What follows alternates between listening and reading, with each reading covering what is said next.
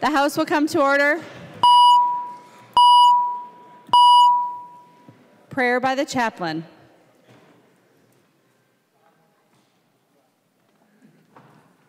Let us pray. Gracious God, we give thanks for another day to make a positive difference in this world. You have created us with great opportunities to serve other people in need, to share together with respect, and to be faithful to the responsibilities we have been given. In this moment of prayer, please grant to the members of this House, as they meet with the citizens of the great state of Minnesota and each other, the gifts of wisdom and discernment, that in their words and their actions, they will do justice, love, and mercy, and walk humbly with you. In moments of disagreement, may mutual respect and civility be shown at all times, and may all of our actions show the very best in how you created us. May all this be done this day and every day be for your honor and glory. Amen. The chaplain for today is Reverend John Mitchum from Albert Lea United Methodist Church, Albert Lea, Minnesota. Pledge of Allegiance. Please remain standing and recite the Pledge of Allegiance to the flag of the United States of America.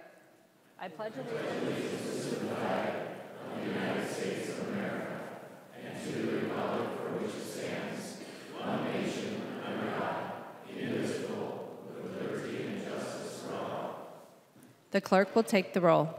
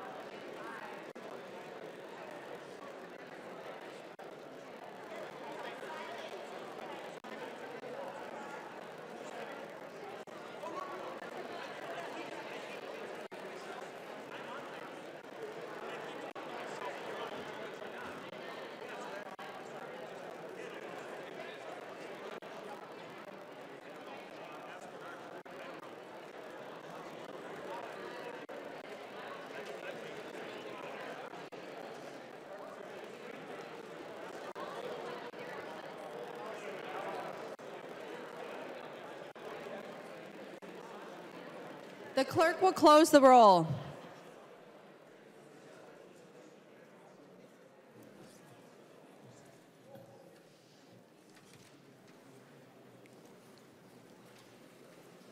A quorum is finally present. The clerk will read the journal of the preceding day. Journal of the House, 91st Session, 2019, 29th day, St. Paul, Minnesota, Thursday, March 28th, 2019. If there is no objection, further reading of the journal will be dispensed with, and the journal will be approved as corrected by the chief clerk. Hearing no objection, the journal is approved as corrected by the chief clerk.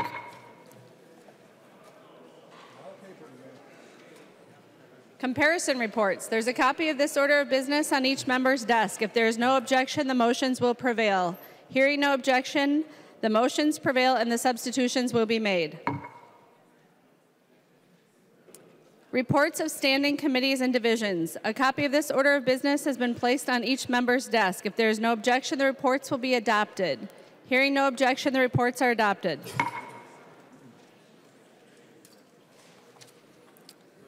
Second reading of House files. Second reading, House File number 557. Second reading.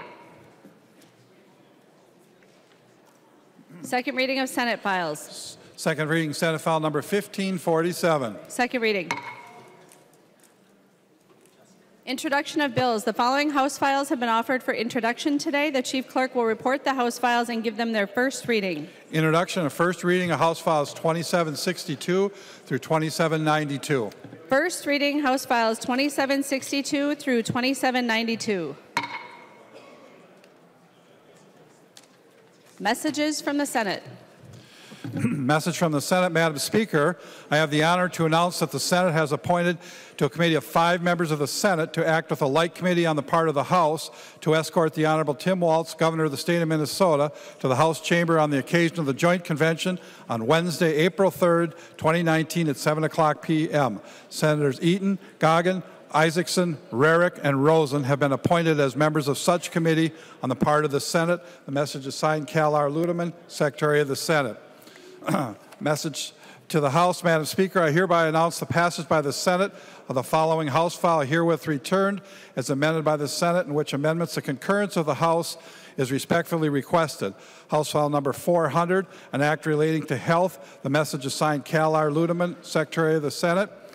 Olson moves that the House refuse to concur in the Senate amendments to House File number 400, that the Speaker appoint a conference committee of 3 members of the House, and that the House requests that a like committee be appointed by the Senate to confer on the disagreeing votes of the 2 houses. The member from St. Louis, Representative Olson, to your motion. Thank you, Madam Speaker. That is my motion. The bills are different, and I think we will be well served by a conference committee. Any discussion to the Olson motion? Hearing none, all those in favor, please say aye. Those opposed, please say no. The motion prevails. Message from the Senate. Madam Speaker, I hereby announce the passage by the Senate of the following Senate file herewith transmitted. Senate File number 1339.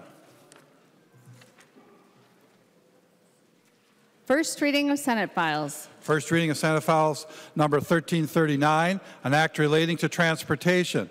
Joachim moved that Senate File number 1339 and House File number 1568, now on the General Register, be referred to the Chief Clerk for comparison. Hearing no objections? Hearing no objections, so ordered.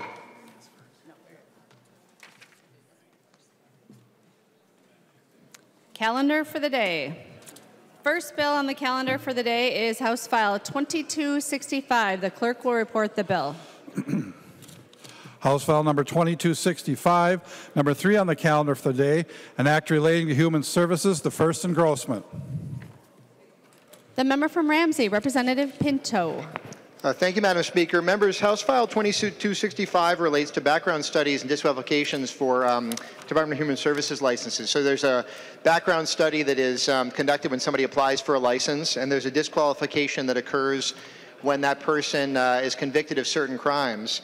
And right now, there's a permanent bar for certain crimes. So I have a constituent, and I suspect that we all may have constituents in this type of situation, who is a cab driver for the Blue and White taxi company, and he is disqualified from providing non-emergency medical transportation because of a conviction that occurred in 1972 when he was age 18. So 47 years ago. He's had no problems since then.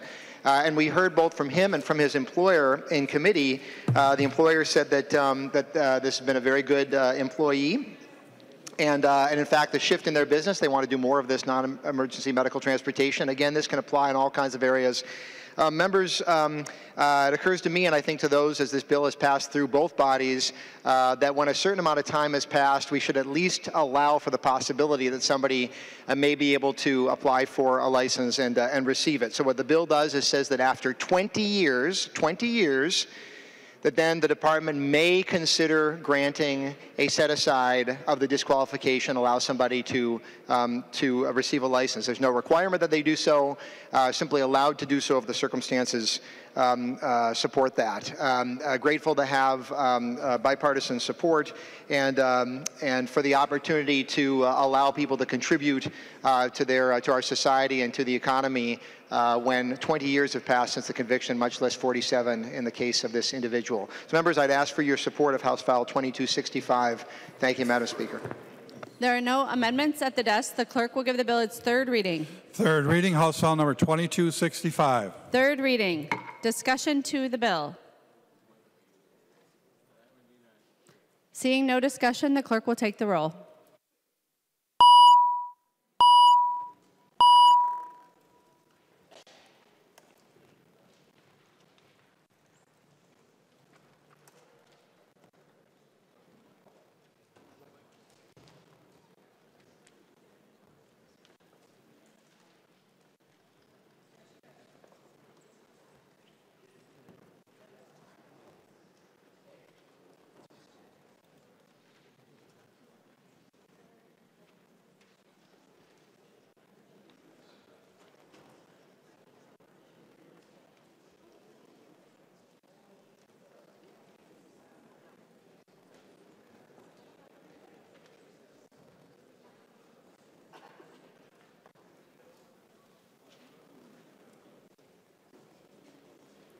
The clerk will close the roll.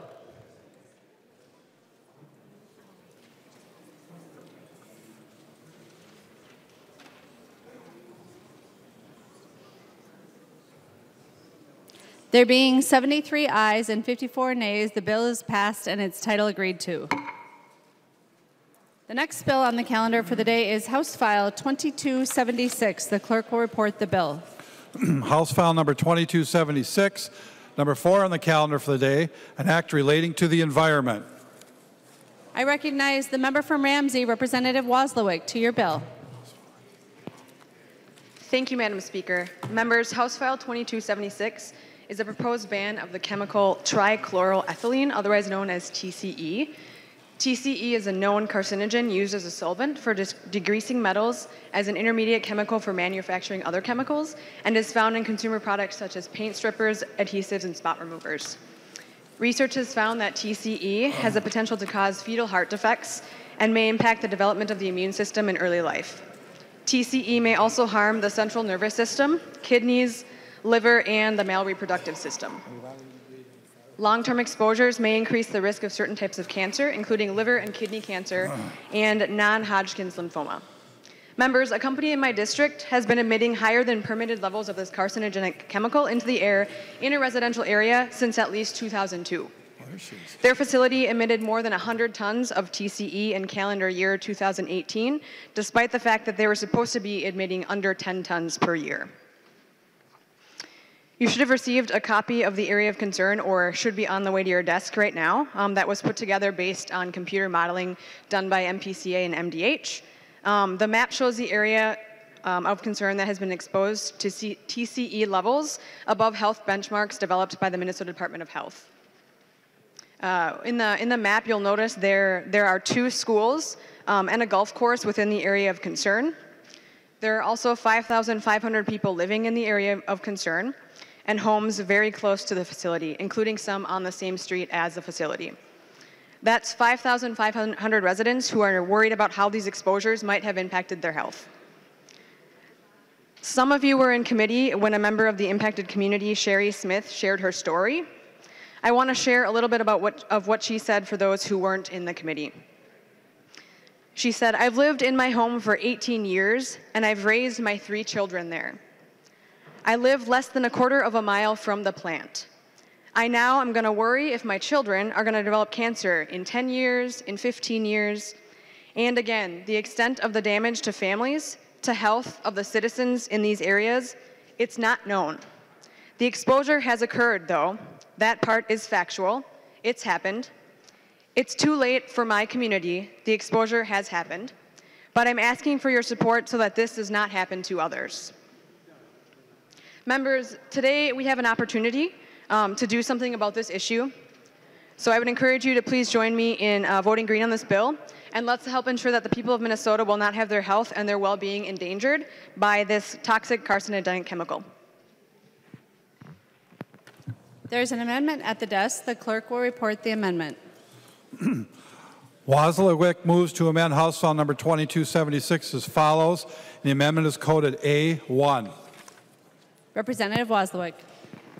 Thank you, Madam Speaker. Members, this amendment deletes the consumer products ban part of the bill. Most of the health impact, most of the negative health impact from these products actually comes from companies who are using it in the ways specified in the bill. So this amendment takes out the consumer products part, and I urge members to support it with a green vote. Thank you.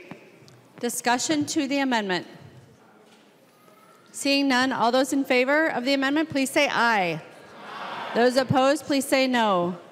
The motion prevails. The amendment is adopted.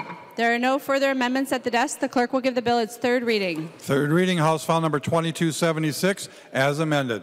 Third reading. Discussion. The member from Ramsey, Representative Becker-Finn. Thank you, Madam Speaker. My constituents were also included in the zone on the map that you're now receiving at your desks.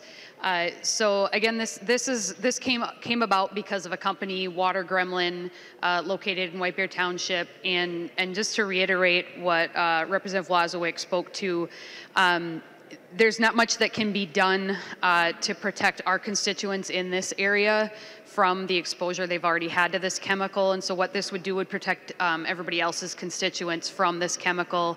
We know that it's toxic. There are alternatives that companies can use, and this is an easy thing that we can do to protect everybody in our state.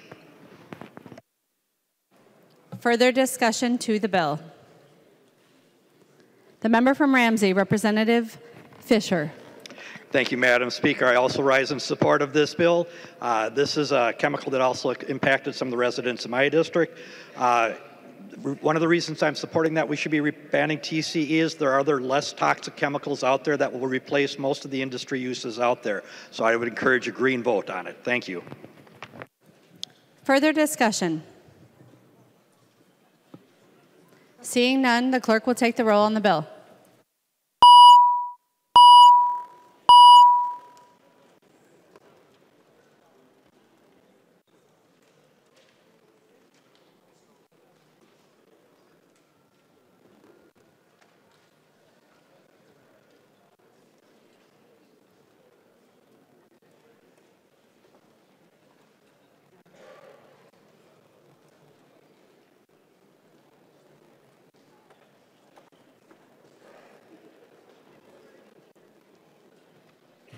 Members, please vote. The clerk will close the roll.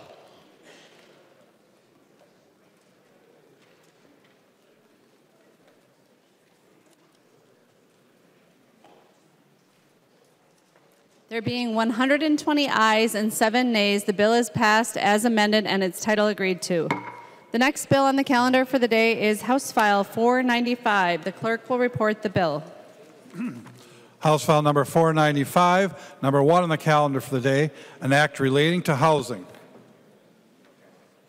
I recognize the member from Hennepin, Representative Noor, to your bill. Thank you, Madam Speaker. House File 495 is about fairness and equity in the landlord-tenant relationship. Madam Speaker, this is about consumer protection. This bill ensures that when somebody leases an apartment, that you will put the apartment number on the lease.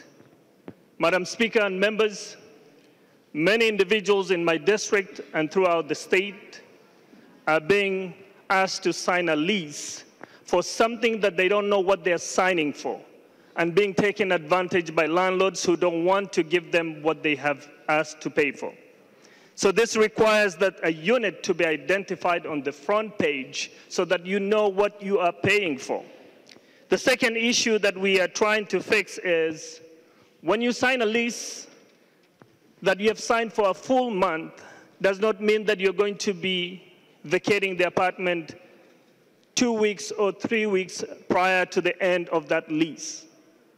We have seen many instances that is the vacation of an apartment is in the 20th page or the 5th page, and many individuals who have signed the lease are rendered homeless, that they cannot continue to reside on an apartment that they paid for. This ensures that we're having an equal playing field, whereby when there is a notice on a period of 2 months for the landlord, then the tenant also gets 2 months of that period. We cannot allow a landlord who will take advantage of individuals who are paying and making sure that they do have an equal protection under the law. This ensures that 2 months means 2 months. If it's good for the landlord, it's good for the tenant. Finally, we're removing a small error in the law whereby there's a double T instead of one T for the word later. We are also removing the exception that giving a waiver under this provision. Madam Speaker, this is, again, about fairness, equity, and protection for the tenants, and I urge for your support. Thank you so much, Madam Speaker. There's an amendment at the desk. The clerk will report the amendment. Noor moves to amend House File number 495 as follows. The amendment is coded A9. Representative Noor. Madam Speaker, this amendment reflects on the conversation that we've had with many stakeholders, and including from Representative Peggy Scott, that I promised that I will include this to make sure that the bill addresses the day of the final enactment, that includes that applies to leases entered into or renewed on or after that date. So this makes a correction and removes the ambiguity in the law, making sure that everything that we've talked about with all the stakeholders, that we will apply an equal lease time according to Chapter 504B. Thank you, Madam Speaker. Discussion to the amendment. All those in favor of the amendment, please say aye. Those opposed, please say no. The motion prevails. The amendment is adopted. There's an amendment at the desk. The clerk will report the amendment.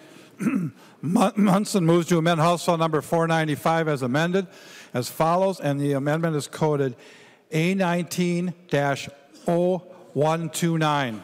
The member from Blue Earth, Representative Munson. Thank you, Madam Speaker and members. I rise today because I'm very concerned about lowering the cost of rent for many of the units here in Minnesota. We have a housing committee where we hear bills about how we can lower the cost of rent and make things more affordable for people in Minnesota because we have a housing shortage.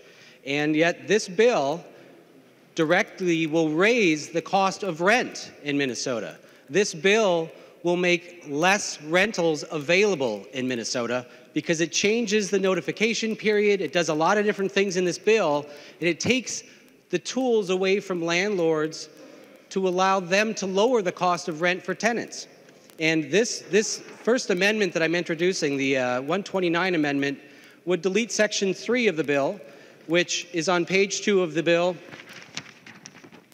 And this has to do with the time period that tenants have to give notice to the landlord.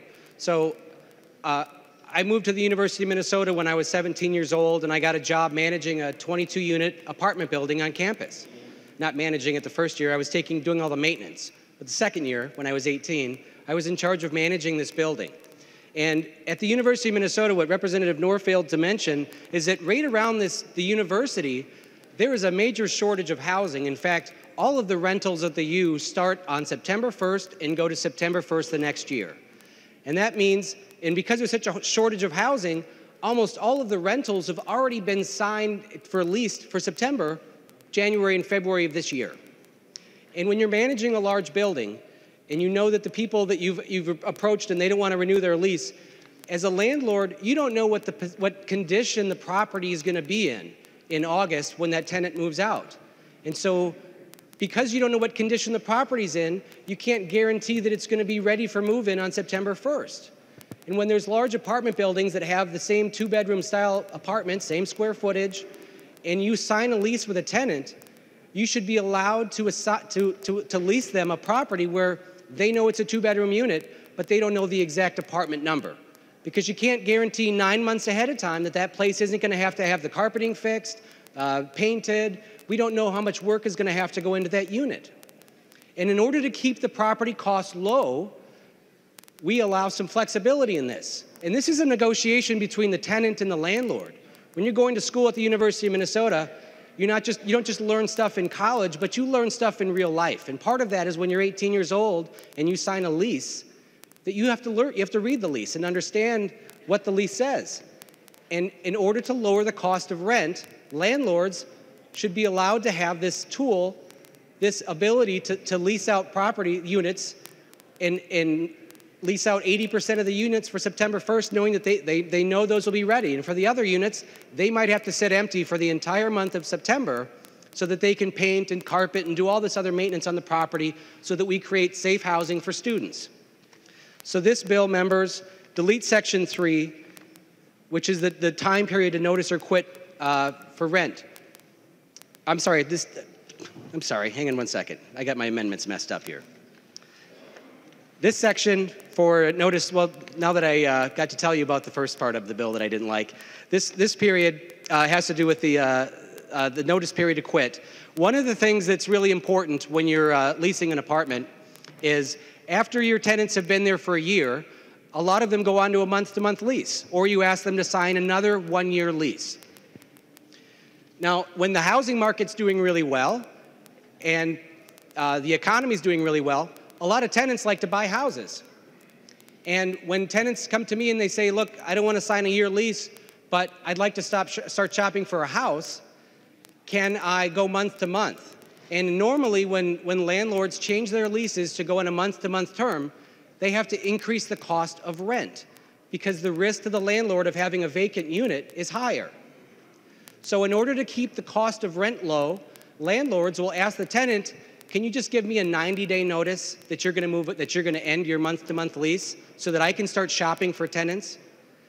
And during this period of time that you're month-to-month, I'm going to look for a really good tenant who will stay there for a year lease. And if those terms are agreeable between the landlord and the tenant, they should be able to sign a lease that allows for this.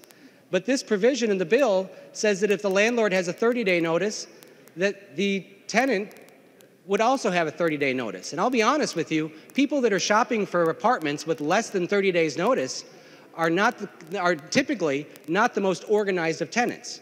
There's about 15% of tenants that are looking for apartments this month. The really good tenants are looking for 60, sometimes 90 days out. And those are the tenants that landlords want to find. And so it's really important that the tenant be given the option of accepting lower rent if they can take part of this risk away from landlords so that we don't have more vacancies out there. This amendment, Section 3, requires that landlords and tenants have to have the exact same notification period, and this will increase the cost of rent for a lot of tenants in Minnesota. Representative Noor's bill addresses a specific issue right around the University of Minnesota. And if this is such an important issue, I would encourage him to go to the Minneapolis City Council and look at putting an ordinance in around the Marcy Holmes neighborhood around the University of Minnesota. But this bill will change notification periods all across the state of Minnesota. And this is an important tool that landlords use to lower rent. And so I urge members to vote yes on this amendment. And Madam Speaker, I'd ask for a roll call. Representative Munson requests a roll call. Are there 15 hands? Seeing 15 hands, there will be a roll call. Discussion to the amendment. Representative Noor. Thank you, Madam Speaker. Just to look at the rent, how much I'm paying, and throughout the city of Minneapolis. I think the newspaper Star Tribune had a good article yesterday that many individuals are almost paying 50% of their income. This bill will not increase the rent for anyone. In fact, if it was going to increase the rent for the students, they're the ones who have been championing for this bill, and many other individuals, they will not have come forward and say, we are supporting this bill. This bill is protection for them. This bill ensures the principle of mutuality. If it's good for the landlord, it's good for the tenant. So having 2 months to vacate the apartment and the landlord getting the 2-month notice for rent increase and anything that comes under the law under this section 3, including the waiver. Nobody should be asked, no tenant should sign a waiver for their rights that are given under this provision. Madam Speaker, I oppose this amendment and I ask for you to vote it down. Discussion to the amendment. The member from Wright, Representative Lucero. Thank you, Madam Speaker. And to the bill author and to members, we obviously know that there's partisan legislation that comes through and nonpartisan. And I would classify this as a nonpartisan bill. The intent is not to be, not the bill, the amendment, but the bill too. I truly believe that your bill isn't motivated by partisanship. But one of the things that I have a huge concern on are your comments that you just said is that this bill won't raise rents. And I just want to repeat something I said in Judiciary Committee when the bill was before us. The fact is, it will have the result of raising rent. I too read the article that you cited in the Star Tribune over the weekend. There is an affordable housing problem right now. There are many good people that are trying to find good places to live. And the bill author just made the comment, what's good for the landlord should be good for the tenant. But in the landlord-tenant relationship, please understand this non-partisan truth, that the landlord has a greater stake, more skin in the game, in terms of maintaining the bottom line than the tenant does. The landlord has more risk involved when it comes to managing, maintaining, and renting housing. And the reason that the parity is different in allowing the landlord greater time frame is what Representative Munson had mentioned. Out of a 12-month calendar year, members, it may take 11 months just to cover the costs of principal, interest, property tax, and insurance, and only 1 month out of 12 might be the profit for that landlord on that rental unit. And so by taking away, eliminating the flexibility that a landlord, the lead time that I would have as a landlord to know that my tenant is going to be leaving, if I cannot find a replacement tenant in sufficient time, I might lose money. And if I lose money for a long enough period of time, I'm going to have to do what? I'm going to have to raise rent in order to cover my costs, my increased risk. The way that a landlord calculates the rent is simply, are all of the costs covered? Then what is the potential risk for unforeseen circumstances that would create an unforeseen, unanticipated cost? I need to anticipate those. Therein lies my risk. And then I need to determine the rent I'm going to charge. And by shortening the amount of time that I have to find a replacement tenant means my risk increases. When my risk increases, my rent goes up. So Representative Noor, while I believe you had a good faith effort, you are 100% wrong that this will not result in a long-term, ever-increasing of the rents across Minnesota. The other thing that makes me highly disturbed by this bill is this was, by your predecessor, this bill was carried last year, and the same motivation was behind it by the students on the U of M campus to come forward and was pushing this issue. This is a very narrow issue for a very specific type of housing, student housing on the University of Minnesota campus. But what the bill is doing is applying this to all housing across the entire state of Minnesota. And I can tell you as a landlord, the risks that I have to deal with, the challenges that I deal with in different types of housing are different. If I'm renting a single room within a building versus renting a duplex versus renting an entirety of a single family home versus renting an apartment in a fourplex or in a 12plex or something much larger, there are different challenges. And I'm not sure why the bill author was not receptive to the reality on the nonpartisan reality that different types of units have different challenges. Why is there a failure to recognize this nonpartisan truth? And it would have been my desire that the bill author would have been receptive to incorporating some of these nonpartisan ideas so that we can ensure that the great residents of Minnesota are not going to see the continual rent increase, members. We can work on this issue with not taking a hammer, or I should say maybe an axe, when a scalpel would be more appropriate. And so, members, I would highly encourage you to recognize this nonpartisan truth and please support the Munson amendment. Thank you. Further discussion to the amendment? Seeing none, the clerk will take the roll on the amendment.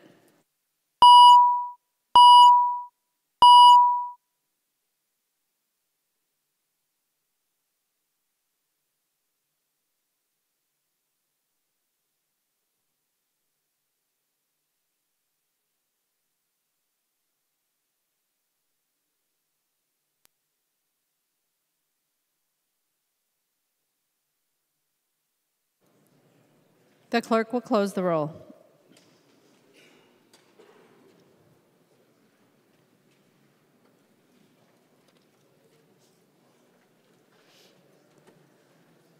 There being 55 ayes and 72 nays, the motion does not prevail. The amendment is not adopted.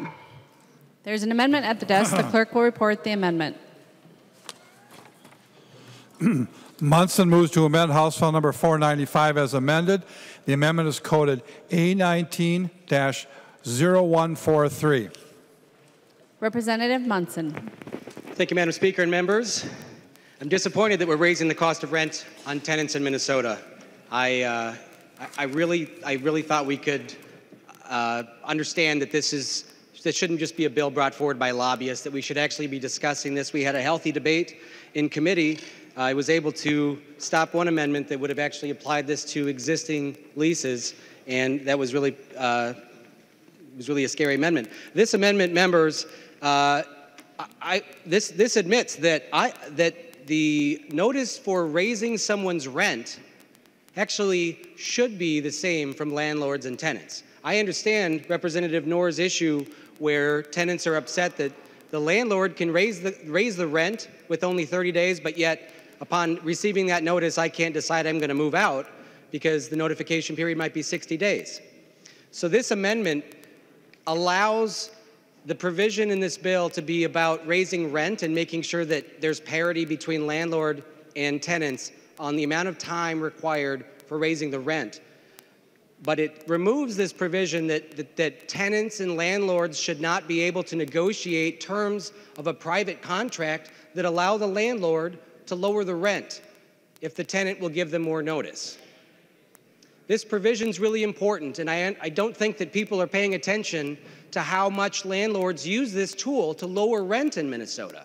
As Representative Lucero mentioned, when you increase the amount of vacancies in property in Minnesota, two things happen. You have less rentals on the market, and the cost of that rental goes up by at least 9%, which is the cost of having a vacant month, just 1 month, spread over the other 11 months of that rent. So if you don't adopt this amendment today, you will be directly raising the cost of rent. As a landlord, for the last 25 years, I have worked diligently to make reasonable accommodation to tenants with special needs. People that are going through a divorce, people that come here and they don't know if their job is going to be permanent, and so they're afraid to sign a one-year lease, but they want to do a month-to-month lease and can give me 90 days notice. I can lower the cost of rent. I will take tenants who don't meet that perfect tenant. And I will be, as we talked about in committee, a lot of landlords do this, but there are some bad actors in Representative Noor's district that are not doing this, that are using this for a disadvantage. But the overwhelming majority of landlords in the state are working hard to fill their properties and make their rent affordable. And if you do not accept this amendment today, you'll be raising the cost of rent. And that's really a concern. Private contracts are one of the things that make America great, that we can actually negotiate a private contract that works out terms for both tenants and landlords. And this removes a major tool that we have for making rent more affordable. So, Madam Speaker, I would ask for a roll call on this vote as well. Representative Munson requests a roll call. Are there 15 hands? There are 15 hands. There will be a roll call. Discussion to the amendment. Representative Noor. Madam Speaker, similar to the other argument, I oppose this amendment, and it does not do well for what we intend to do. So thank you so much, Madam Speaker. Discussion to the amendment. Seeing none, the clerk will take the roll on the amendment.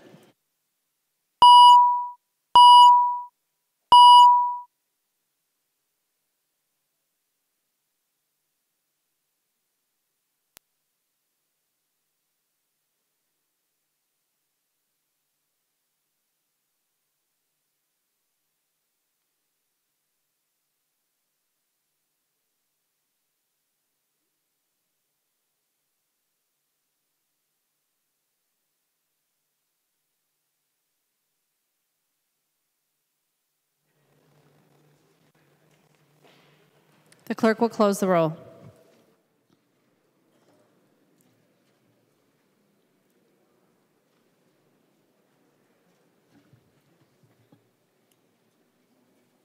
There being 53 ayes and 73 nays, the motion does not prevail. The amendment is not adopted. There's an amendment at the desk. The clerk will report the amendment. Munson moves to amend House File number 495 as amended.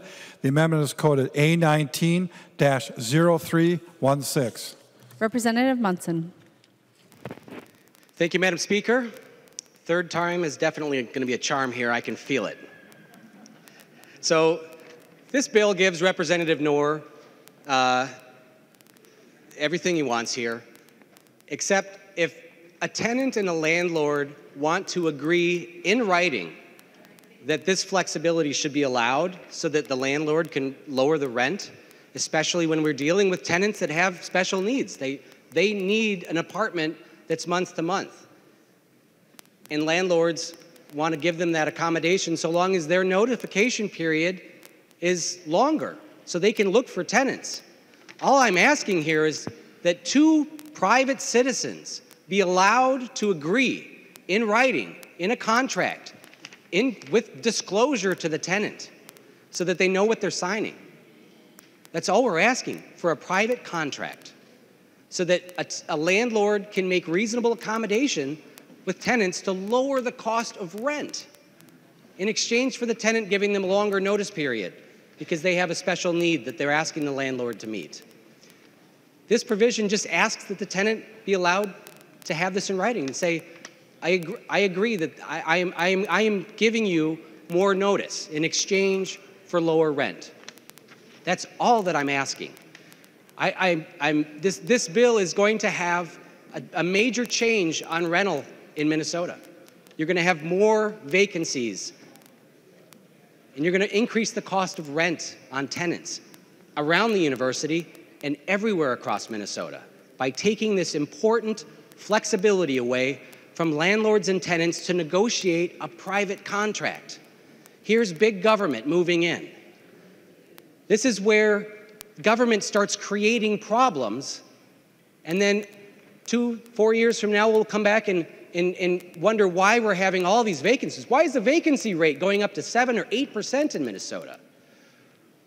Why are landlords having to pay more money for commercial loans for properties because they're based on your vacancy rate? Every year, I have to report to the bank what my vacancy rate is. And I don't get to have 30-year loans on properties. They come back and renegotiate that rate, and it's based on my vacancy rate. And if tenants get to give me 30 days notice on a month-to-month lease that they're moving out, it doesn't give me time to go find tenants to fill properties. So now you're increasing the cost of doing business in Minnesota. And guess what? Other states don't have this kind of junk in their laws. So when you have real estate investment trusts and other large investors in property, they're not going to invest in Minnesota. We sit in committee and hear, why aren't we building more affordable housing in Minnesota? And it's junk like this that's keeping people out of our state, and it's going to take people who have rental properties who decide, you know what, it's not worth it anymore. Why would I want to have all of this risk? Why would I want to keep on raising rents on my tenants to cover all these losses?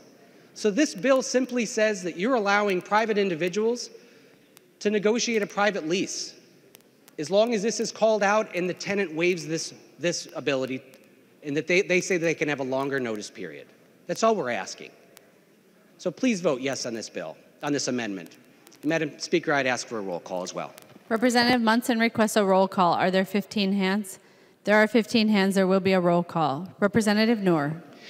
Madam Speaker and members, a tenant should never, ever sign a waiver when it comes to leases, especially given under this provision. The tenant does not write the lease, the landlord writes the lease. So there's a balance of power whereby the landlord has got more powers over the tenant. So I ask you to vote red on this amendment. The member from Wright, Representative Lucero. Thank you, Madam Speaker. Representative Noor, you're wrong. The tenant does write the lease. They are part of the negotiation process. When I put my unit up for rent, I attract a prospective tenant. And then a negotiation takes place. We negotiate the length, we negotiate the security deposit, we negotiate pets, we negotiate a tremendous number of things. Subletting, there's a number of issues that we go back and forth, and the prospective tenant has a direct hand in writing the language of the lease that we voluntarily agree to. So you're wrong. Madam Speaker, would the amendment author, Representative Munson, yield for a question? He will yield. Representative Lucero. Thank you, Madam Speaker. Representative Munson, as a landlord yourself and as a former property manager, is it your understanding that under current Minnesota law that a contract, such as a lease, is not legally enforceable unless the person signing the contract is at least 18 years old? Representative Munson. Representative Lucero, I'm not an attorney, but I would say yes, they have to be 18, sane, and sober. Representative Lucero. Thank you, Madam Speaker. And would the author of the amendment yield for another question? He will. Representative Lucero. Thank you, Madam Speaker. And Representative Munson, as far as you're aware, under current Minnesota law, a person who is age 18, a legal adult, are they able to make the voluntary decision to purchase tobacco products? Are they able to make the voluntary decision, this would be federal law, I suppose, to join the military, the armed forces? Would a person of 18 years old be able to voluntarily make the decision under Minnesota law to get a tattoo or their ear pierced? Representative Munson. Madam Speaker, Representative Lucero, I believe you're correct in all of those statements, yes. Representative Lucero. Thank you, Madam Speaker. So what Representative Noor is doing with the provision in this bill is saying a person doesn't have enough intelligence. In fact, his comment at the beginning of this was, where did I put it? Wrote the quote down,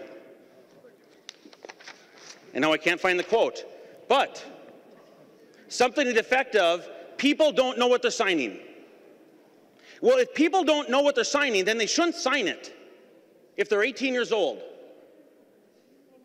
And what the bill author is doing with this provision is saying people don't have enough intelligence, and so of all the provisions that are contained within a lease, that this one provision, we're going to make it mandatory they cannot voluntarily waive.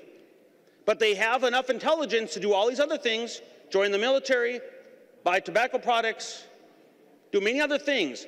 They have enough intelligence to do that, but they don't have enough intelligence to do this, so we need big government nanny state to come in and say, we know better than you,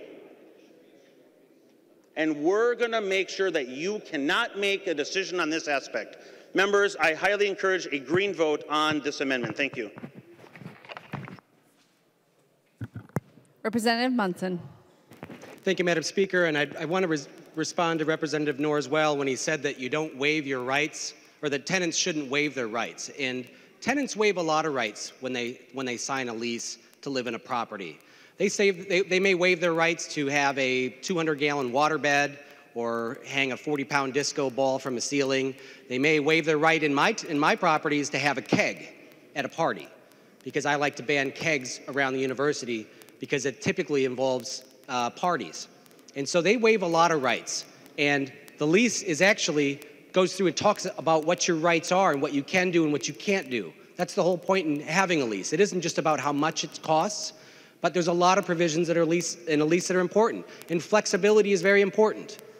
Some leases allow you to sublet to anybody. Some leases will ban it. And that all has to do with flexibility for the landlord and tenant, and in every provision of the lease is a negotiation between the two. And so this lease is written between the landlord and the tenant. And yes, the landlord may prevent what their standard lease is, but the tenant might say, you know what, I want to give you an extra $400 a month if I can give you 1 day notice to move out. And that would be up to the landlord to decide if it's worth the risk or not. But this bill, this bill in its entirety is going to raise the cost of rent, and this provision will at least maintain some decency in private contracts in allowing a landlord and tenant to negotiate a lease that's reasonable. I hear in committee a lot that we need to be careful about people that have had evictions, prior evictions. We want to make sure that all people have access to affordable housing. This provision will allow landlords to be flexible, to accept people with special needs or a checkered past. And this is really an important tool for landlords to lower the cost of rent. And I'm disappointed that this bill has come forward. And I ask members to please accept this amendment that allows people to waive their rights and actually negotiate a lease that's affordable. The member from Olmsted, Representative Pearson. Thank you, Madam Chair. And would the bill author, the underlying bill author, would he yield to a question, please? He will yield. Representative Pearson. Thank you, Madam Chair. And I'm just actually curious if the bill author has ever been a landlord. Representative Noor. No, Madam Speaker. I've never been a landlord. Representative Pearson. Thank you, Madam Chair. And it's not a requirement, of course, to be in the legislature and have been a landlord. I'm just trying to get a little bit of context and experience. Would the bill author continue to yield? He will yield. Representative Pearson. Thank you, Madam Chair. And I guess just hypothetically speaking, do you think it would take, do you think it'd be easier to find a tenant in 30 days or 60 days? Representative Noor. Madam Speaker, given the housing crisis that we have in Minneapolis and many parts of the state, it may even take you less time because you're giving a person 30 days for somebody to vacate and a new tenant to move in. So I believe that 30 days is more than enough. But otherwise, according to this law or bill, you can give 2 months to vacate, and that is equal time that you're going to give to the tenant. So we're trying to create an equal playing field for the tenant and the landlord. Representative Pearson. Thank you, Madam Speaker. And of course, for not having been in the legislature very long, that was a very good non-answer to the question. I guess I would point out to the bill author that, of course, in certain areas of the state where manufacturing is maybe burned up in a small town such as St. Charles, Minnesota, and workers have left the town because the main primary employer has left. That's just not the case. It could take 30, 60, 90, 120 days possibly to find it. Would the bill author continue to yield for a question? He will yield. Representative Pearson. Thank you, Madam Speaker. And to the bill author, I'm just curious whether or not he thinks that there would ever be a circumstance, under any circumstance at all, in which a tenant may actually find themselves willing and eager to take a disparity in the notices. Representative Noor. Madam Speaker, in this bill, the only waiver that we've been talking about is under the provisions under Section 3. So when we're covering the waiver is no one should sign the waiver for the period notice, and that is what we're talking about in this bill. Representative Pearson. Well, Madam Speaker, that's exactly what I'm talking about. Would they ever, if the bill author would continue to yield? He will yield. Representative Pearson. Madam Speaker, and again, to the question, again, to that waiver, would you ever contemplate a circumstance under which the tenant would actually be eager and willing to take a disparity between what the landlord's disclosure period is, the 30 days, the 60 days, whatever that is? Would the landlord, or would a tenant ever be at an advantage and willing and eager to take that on as a better opportunity for their circumstances? Representative Noor. Madam Speaker, this is about providing an equal playing field for the landlord and the tenant. So whatever is good for the tenant is good for the landlord. Representative Pearson. Madam Speaker, I would love to get an actual answer to the question, but I'll move on. I'll actually ask the amendment author if he would yield to a question. He will yield. Representative Pearson. Madam Speaker, and I'm sorry I didn't actually ask you ahead of time, Representative Munson, but what would a 1-month period of time in vacancy equal in the cap rate on a property well, again, with a cap rate, that's just a percentage, but what would that percentage be on the rental income for the landlord? Representative Munson. Thank you, Madam Speaker. Representative Pearson, I don't know what the exact numbers would be. It would vary from property to property based on all your expenses, but it could raise the cap rate from 7% to nearly 8%, or I'm sorry, lower it a percentage for the cap rate. Representative Pearson. Thank you, Madam Speaker. That's a very good on the spot for not having been prompted. I actually heard a couple other landlords holler out 8.5% in the gallery here, which is pretty accurate. So an 8.5% loss for a landlord, you know, it's pretty close to 10%. So I guess my point and what I would really advise the body to understand is that for every $1,000 of rent, of rent, that cap rate loss essentially equates to $100 of loss for the landlord. The only way a landlord makes that up is to increase rents. There is no other pot of money. It's rent. If a tenant, I'm sorry, would the underlying bill author once again yield to a question? He will. Representative Pearson. Madam Speaker, thank you so much. Just hypothetically speaking, if I were a single father and I was looking to rent a property in Rochester, Minnesota for $1,000, and all of a sudden I find out this great property is available, it's near my place of work, but the rent is $1,100. The rent's $1,100, but my landlord says, you know what?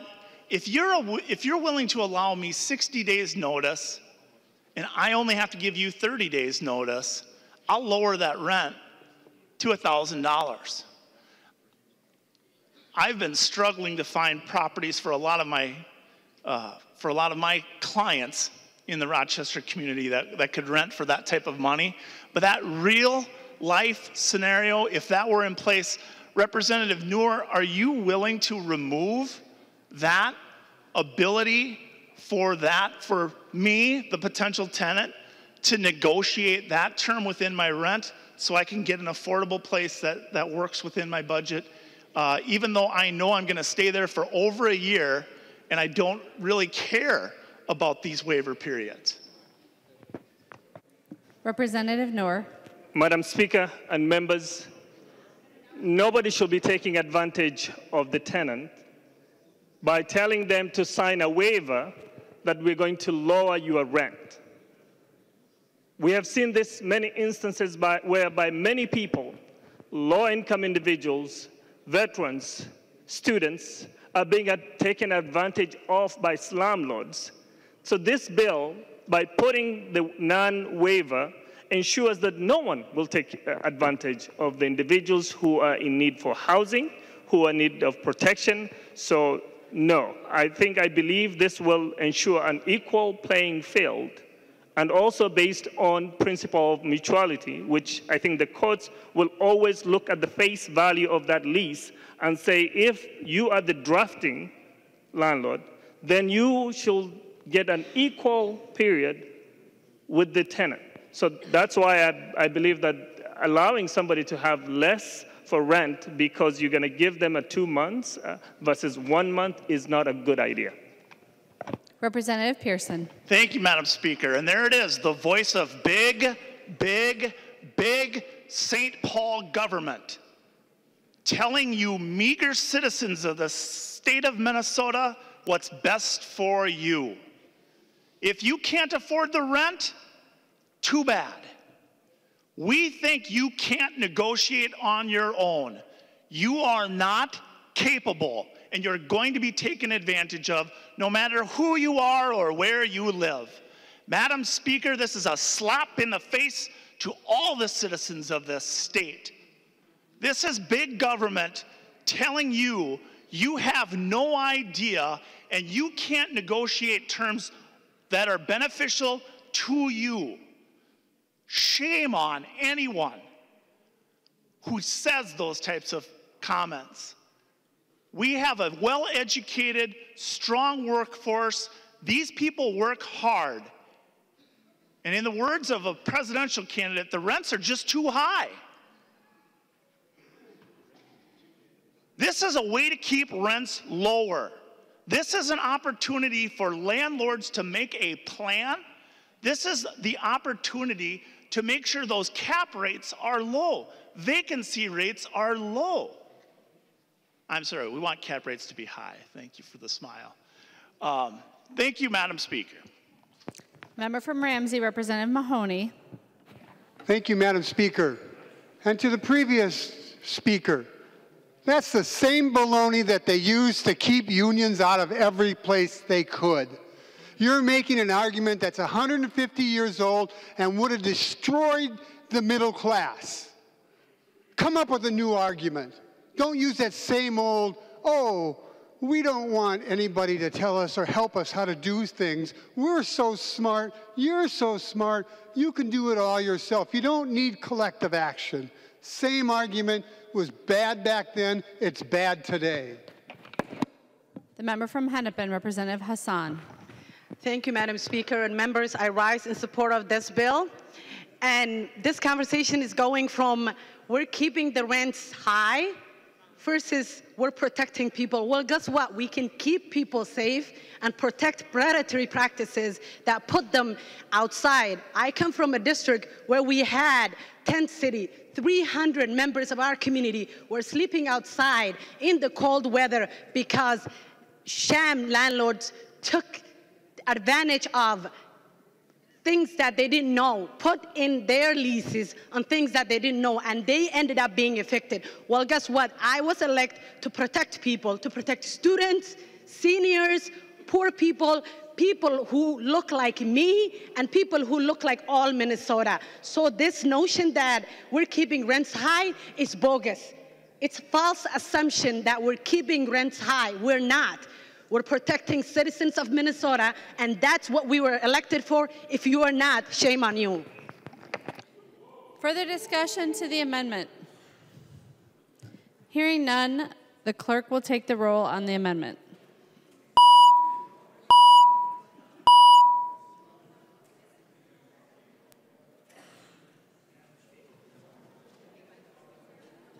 I'm sorry.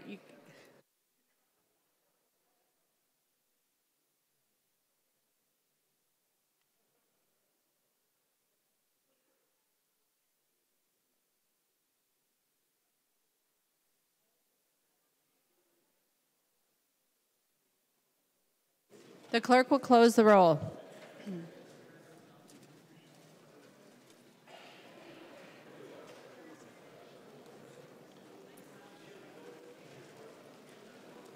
There being 56 ayes and 71 nays, the motion does not prevail. The amendment is not adopted.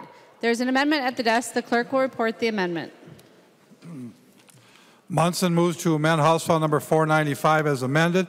The amendment is coded A19-0317. Representative Munson. Thank you, Madam Speaker and members.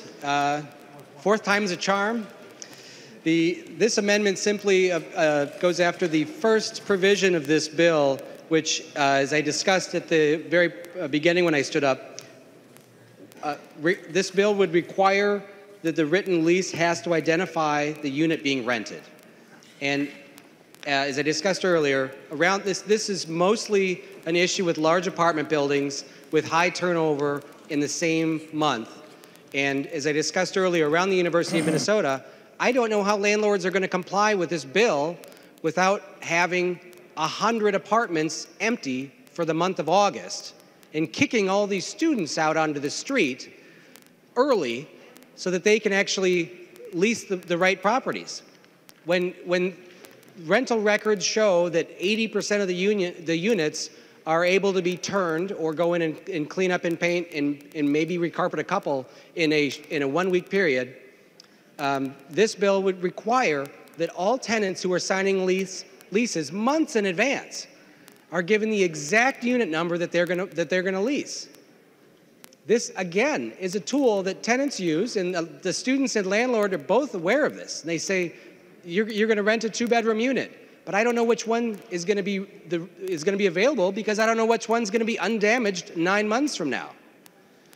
So this provision basically says, unless agreed to in writing, or unless waived by the tenant in writing, that the written lease has to identify the unit. And it's a simple tool, again, that landlords can use to lower the cost of rent. If every unit has to be identified, you're going to be shutting down the University of Minnesota housing and kicking everybody out, or having people move in and then go in and having to move all their furniture around to carpet around them. It just doesn't make sense, and again, it raises the cost of rent. This has nothing to do about homeless encampments or racism or discrimination. This has to do about lowering the cost of rent for people in Minnesota, something that we were elected to do, and acknowledging that regulations and burdensome requirements and increasing the risk for landlords is going to raise the cost of rent. So, members, I would ask you to vote on this. I'll spare you the difficult vote that you're going to have to make on this one, but we can just do a voice vote. Thank you very much. Thank you, Madam Speaker. The member from Hennepin, Representative Hertas. Thank you, Madam Speaker. Well, members, what we've been hearing really is a policy debate, a public policy debate about housing. And what's important to remember is, with regard to rents and the encumbrances that you put on rental property, you're really driving the market in such a direction that you won't create more rental housing. When you don't create more rental housing, the price goes up. So the reality is that rental rates reflect the high cost of construction, and we talked about cap rates and whatnot. You know, there was discussion about the 30-day, 60-day notice. What the bill author, I think, fails to understand, Madam Speaker, is that you don't just vacate a unit and then give it to somebody else. You need time to have some reclamation of that unit. Usually there's painting that has to be done. Oftentimes carpet has to be replaced. There may be repairs to have it in tip-top shape in terms of what the market will sustain for a rent like that. So that's why you have disparities between notice and disparities with regard to notice to leave. Members, you've heard a vigorous debate amongst members here who are in the rental housing business, and you should be listening closely to their advice. Again, this is the hand of big government getting in the way of the free market and private sector. And I give all sorts of accolades to those members, Lucero and Pearson, Munson. You're struggling in a rental market and having the big government and the big hand of government tell you what to do. I can stand here before you members and tell you I'm an example of what is the problem. And the problem is I can't get out of rental property fast enough. I'm divesting myself as fast as I can because of the intrusions of big government. So that's what's happening. And so what do we do as a public policy? We hear it all the time in committee. We need all sorts of subsidized housing. We got to fund different organizations. We ask for waivers that the private sector doesn't get, such as waiving WAC fees and SAC fees, waiving the building permit fees. These are all the things that are going on in our communities in order to build affordable housing. And don't be misguided to believe for 1 minute with the proposed transit rail, with the transit-orientated development, that you're going to get housing along that without further subsidies. It won't happen. There's nowhere in the country where it has happened without further subsidies. What you're doing is you're killing the private market in the rental housing industry. Go ahead. This is what's going to be all government housing for those who can't afford a home. Thank you, Madam Speaker. To the amendment, the member from Hennepin, Representative Noor. Thank you, Madam Speaker. As we have talked about many times, I think we have to look into what the slumlords are doing versus what the tenants are getting.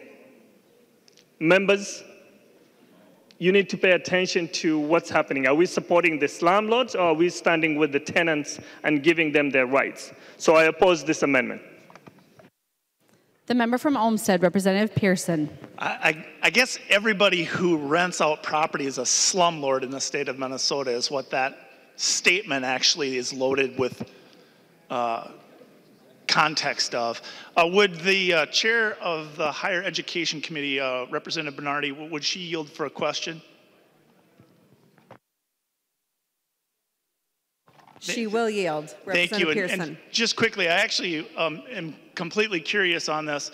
The dormitory housing, on-campus housing for almost all higher education could potentially be affected by this. And I'm just wondering if you could comment on, as to whether or not you had a hearing in your committee as to whether universities, state colleges, as students are coming into campus on that busy weekend, are they going to be bound by this this specific bill as well as it pertains to student housing on campus? Representative Bernardi. Madam Speaker, we have had students talk about the expensive rent on campus. I would have to delve into this a little bit more to be able to answer your question. Representative Pearson. Madam Chair, I guess if this didn't have a hearing in higher education, I would move to place this on the table until that can be addressed and that question can be answered. This would have a huge impact on state-owned institutions having to abide by this specific law and this law change. Representative Pearson, are you asking to lay this bill on the table? I guess I'd request that we lay the bill on the table. Can I have a motion to lay the bill on the table, and I'd like to ask for a roll call. Representative Pearson moves to lay the bill on the table, and he requests a roll call. Are there 15 hands? Give me time to count. Seeing 15 hands, there will be a roll call. Since this motion is non-debatable, the clerk will take the roll on the motion.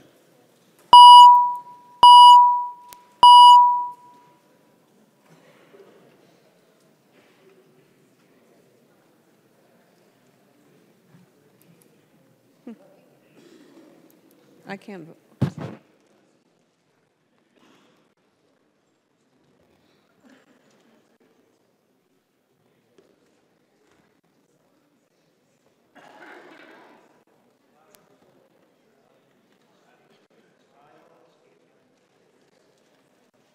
Does everybody vote? All members who desire to vote, please vote. The clerk will close the roll.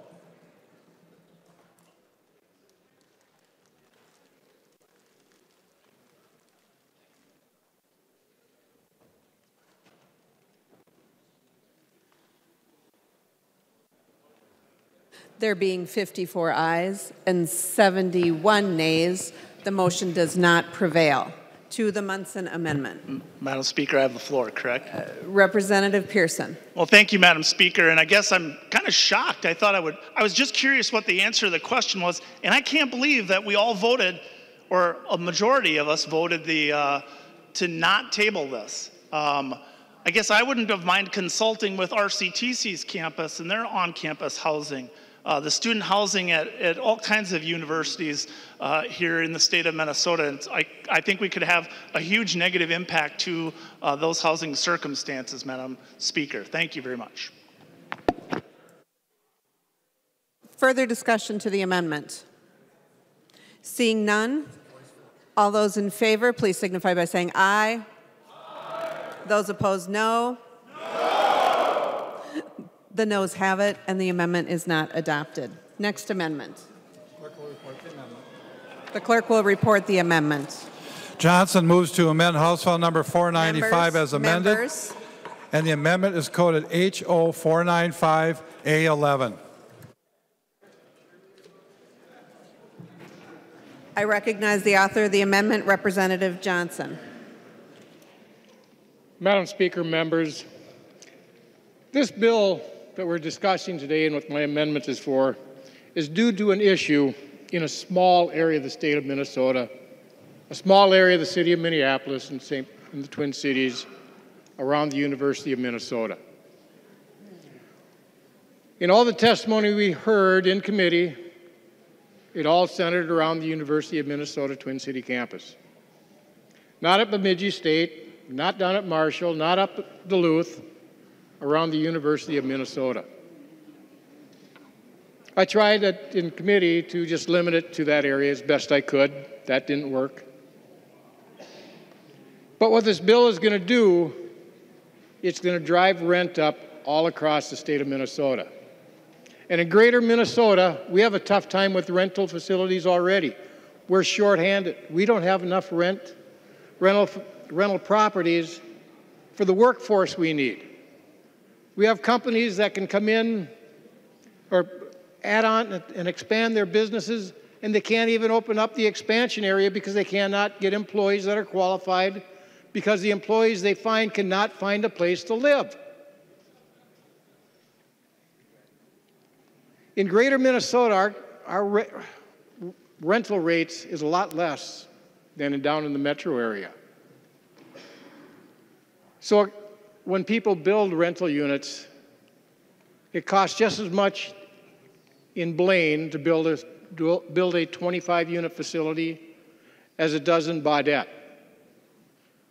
But the rate of return in Blaine more than covers the cost of construction and maintenance. But in Baudette, it doesn't even cover the cost of building the facility. And what are we going to do? We're going to raise the cost of rental units, make it even harder for people in greater Minnesota to find a place to live. So what this amendment does, it limits this bill to units of 25 rental units or more, with 51% of the tenant rate being full-time students in one of the state university or colleges. Since the issue has always been around the college and the university, let's just keep it to that area and try to fix that area.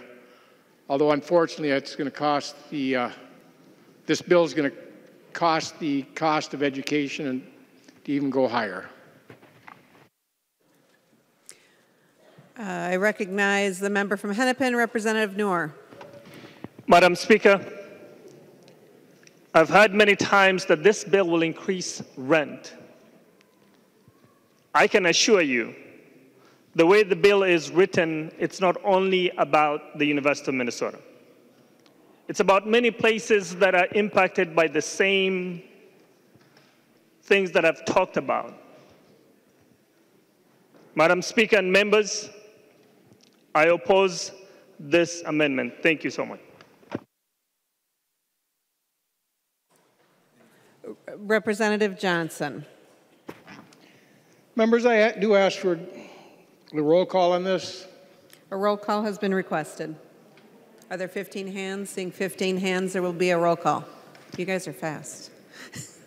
Members, this is a good amendment. Please support it. Further discussion to the amendment. Seeing none, the clerk will take the roll on the amendment.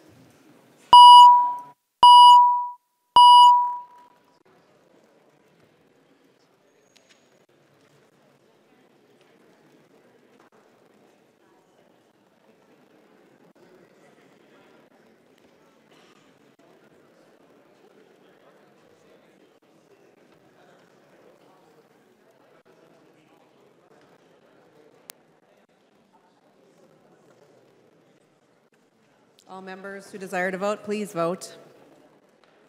The clerk will close the roll.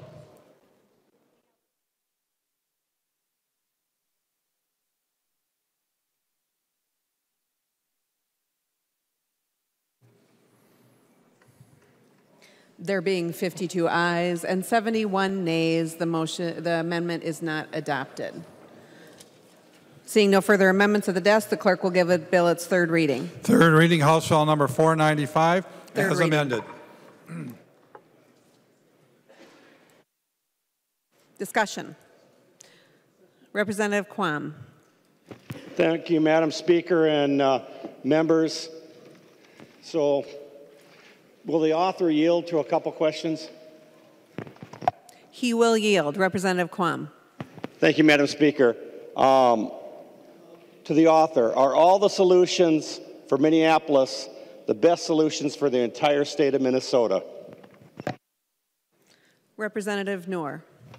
Madam Speaker, we're talking about tenants throughout the state. It's not only about Minneapolis or St. Paul. We are here body representing the entire state. So this bill ensures that everyone is protected under the law. Representative Quam. Thank you, Madam Speaker. And if the author will continue to yield, maybe I can get to a point where he'll answer a yes or no. He will yield.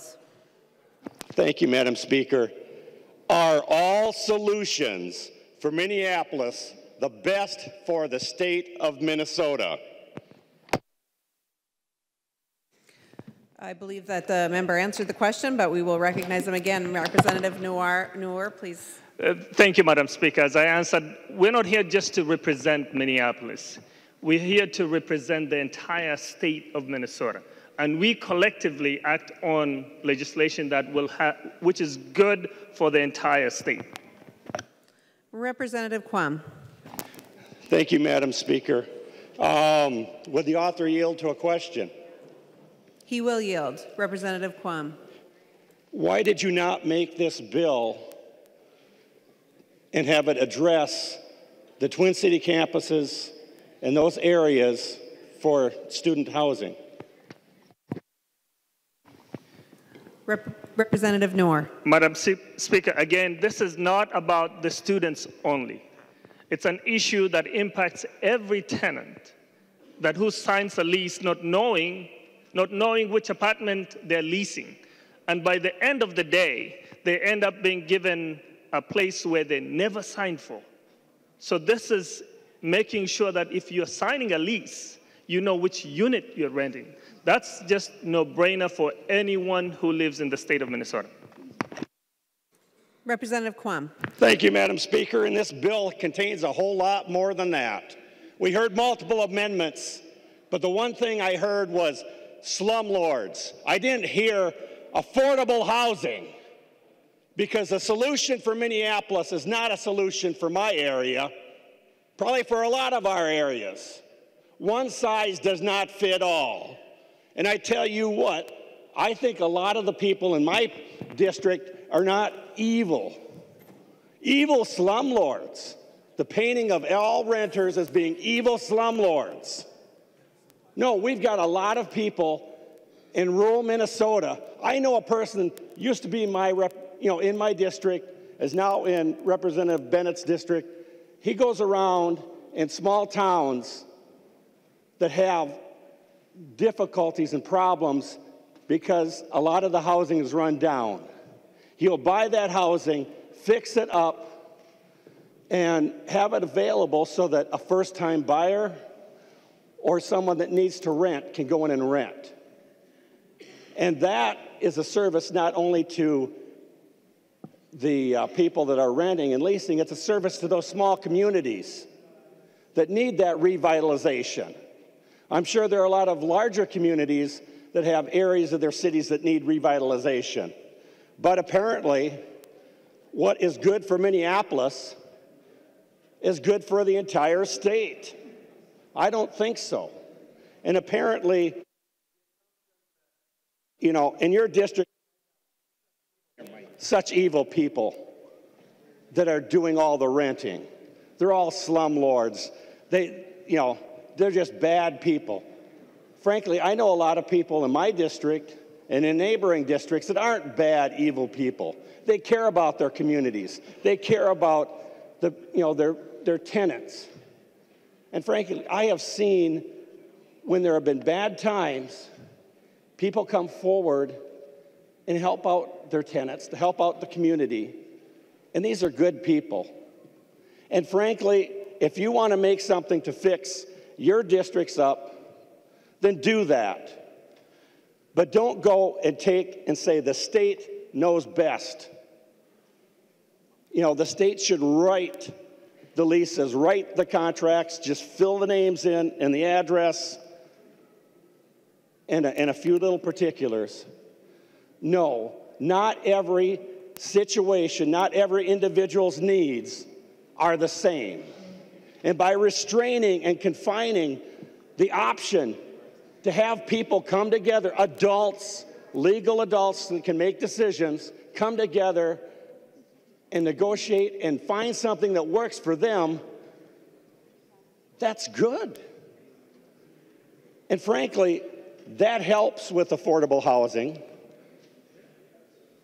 And I hear all the time, districts all across the state, affordable housing, but one size fits all, which takes away options and negotiations, and your bill does a whole lot more, else we wouldn't have had, 4 or 5 amendments to try and define options that if the person wants to lease it, says, hey, we can come to this agreement. We're adults. We come to an agreement, make a decision. No, the state knows better because we need this in Minneapolis. And I say that's the wrong approach because the whole state, all individuals are not the same. And individual freedom, we're still a democracy with, a lot of freedoms, but individual freedom is a key component. And I've got locations that need to have people that want to come in and provide housing. I know a lot of cities, when I lived for a while in the metro, some cities you could not get an affordable house because the city had ordinances and other encumbrances that prevented an affordable house from being built. And now we want to go and extend it to rent and rental agreements. Well, frankly, options and realizing we have individual citizens with freedom of choice, that matters. At least it still does. And I'll vote red. The member from Blue Earth, Representative Munson. Thank you, Madam Speaker and members. I too am going to be a no vote on this bill. should come as no surprise. It really does raise the cost of rent, and so I have to ask if the author of the bill would yield, Madam Speaker. He will yield. Representative Munson. Representative Noor, you've said several times that you don't think this bill is going to increase the cost of rent, but I'd like to ask you if you see that this bill would increase the costs for landlords. Do you see any of the things that we've talked about tonight? Do you see truth in any of the issues that we've talked about where my tenants have had some flexibility and that the options that we use to lower the cost of rent, can you see that taking those away from us would increase our costs as landlords? Representative Noor. Madam Speaker, Representative Munson, I don't see any place in this bill that increases the cost for the landlord. We have talked about the notice period and everything else. You can give your tenant 2 months notice, and you can also have that 2 months notice. There's nothing wrong in this bill that does not allow you to negotiate on a period that is equal to what you will give to your tenant. Representative Munson. Thank you, Madam Speaker. And I would ask the author of the bill to yield again for another question. He will yield. Thank you. It's difficult because I've been in real estate for 25 years since I was 18 and I've had hundreds of tenants and have been accommodating in so many cases. And Representative Pearson and others that have had rental properties, we know this backwards and forwards. So perhaps I'm making too much of a reach to say right away in explaining that how it increases the cost of rent, or even how it increases our costs as a landlord, but removing the flexibility of knowing when my tenant has bought a property and is intending to leave, or if they can give me longer notice than I can give them. Can you at least see how this bill increases our risk of that we're giving away, that taking this option away from us landlords would allow us to be less flexible in negotiating terms with the tenant by that the tenant could lower, that we could lower the cost for tenants in exchange for them giving us longer notice. Do you see how that works? And do you see how it would, that your bill would increase our risk as a landlord?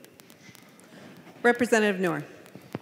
Madam Speaker, if you look at the time period, and Representative Munson, if you're going to take a 1 month notice to that tenant and tell them I'm going to increase your rent, and if that is something which you negotiated that they can give you 1 month for them to move out, you will have increased their rent by 1 month by making sure the tenant pays more than what they anticipated to pay for their rent.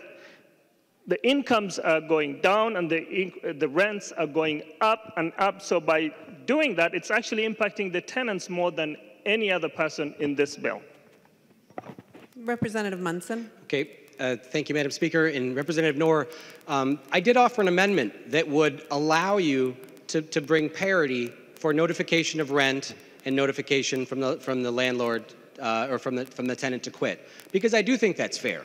And I did agree with your argument on that, which is why I offered the amendment to continue to allow that.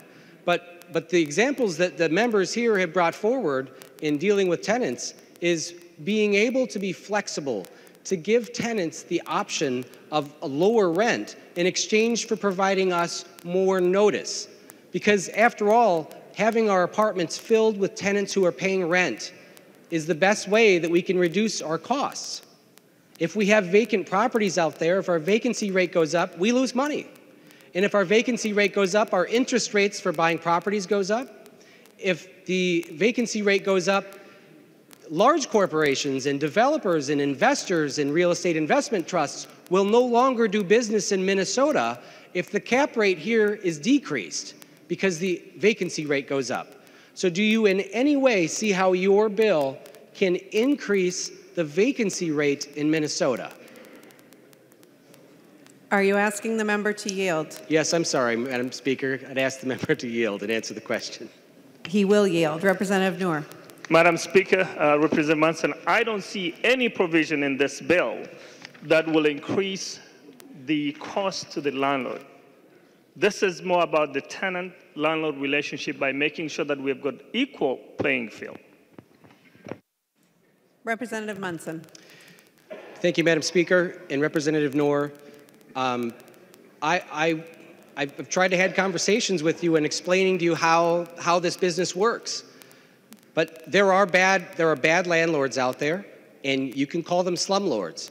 But all landlords are not slumlords, like you mentioned earlier. This bill is going to drive a lot of good landlords away from investing in real estate. There are a lot of provisions out there where the pendulum is swinging too far in the other direction, and it's increasing the cost of doing business in Minnesota, so much so that we as a body have to start subsidizing landlords to get into this business because there are less and less people willing to do it. And the cost of rent is going up as a result. As Representative Pearson said, there's only one source of revenue for landlords, and that's, well, there should be only one, and that should be rent. I guess government subsidies and government handouts is another way that we can lower costs. But we shouldn't be doing that. We should be paying attention to the people in this room as well that have had experience in renting properties and understand the flexible tools that we use to lower the cost of rent.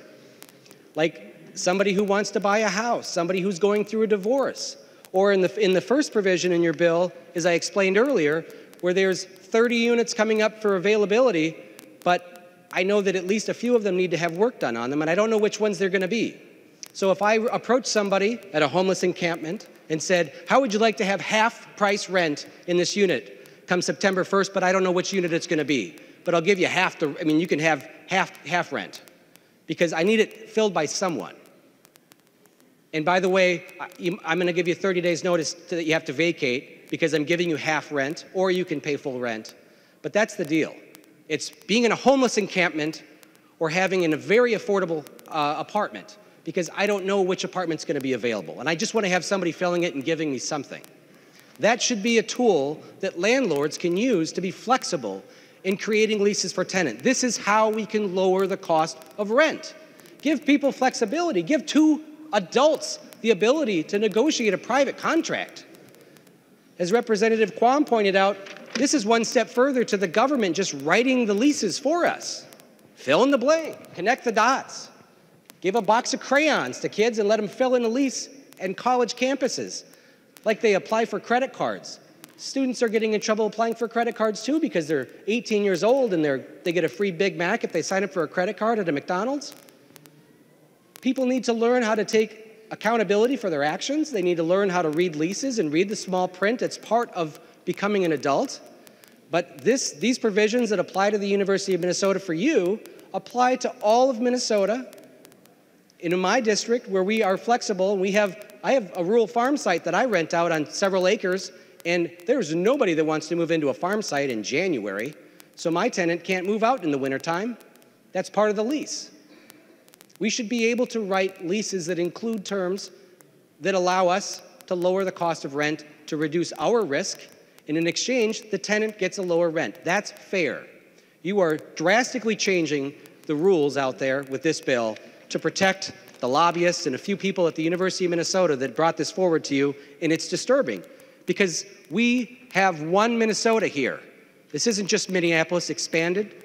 We're trying to write legislation for one Minnesota, and we have a piece of legislation that addresses Representative Noor's district only, and we don't have problems. I don't have tenants in my district coming to me complaining about this. Representative Quam doesn't have tenants complaining about these issues. We have tenants that actually appreciate the flexibility in being able to write a contract between a tenant and a landlord. So please, members, you had an opportunity to send this back. We can vote this bill down, and I would encourage a no vote on this because voting yes is going to raise the cost of rent, and it's really disturbing. Oh, and I'm sorry, I have one more question for Representative Noor, if he'll yield for a question. He will yield. Representative Munson. Representative Noor, I'm not an attorney, but I'm concerned about one provision that wasn't covered in here. I have a tenant that's on a month-to-month lease right now, and under a written month-to-month lease, under the provision, she has to give 90 days notice if she's going to quit, but I have to give her 30. So under this provision, it says that it doesn't apply to existing leases, but if it's a month-to-month lease, it never comes up for end. Does that mean that that lease can extend forever under the current terms, or does this somehow apply because every month is a month-to-month renewal? Representative Noor. Madam Speaker, Representative Munson, I'm not also an attorney, but what I can tell you, there are provisions under the periodic period that somebody can sign the agreement for month to month. And this addresses the lease that you have signed. And most of the leases that you're signing is usually 6 to 12 months. So I'm not an attorney, but when you are giving month to month, it means 30 days from every month that you're going to be paying for that rent. Representative Munson. Thank you, Madam Speaker. There are a lot of tenants that are on month-to-month leases because their 1 year or 6-month lease has expired and they're good tenants. But the terms that they had signed up for allow the month-to-month lease to exist because they have to give the landlord more notice than the landlord has to give them. And that's what allows the month-to-month lease to be affordable for the tenant and work out for the landlord. So this actually is going to change a lot of leases in Minnesota. And I'm deeply concerned that it's going to raise the cost of rent. It's certainly going to raise the expenses of having a property. And again, members, I would urge a no vote on this bill. The member from Wright, Representative Lucero. Thank you, Madam Speaker. There's a provision on the bill, line 1.16 through line 1.20, that speaks about the lease start and end date, and if a prorated rent applies, that it must be on the first page. Madam Speaker, would the bill author yield for a question? He will yield. Representative Lucero. Madam Speaker and Representative Noor, could you just give some background why you singled out the lease start and end date, and if it applies the prorated rent, to put that on the first page? The author of the bill, Representative Noor.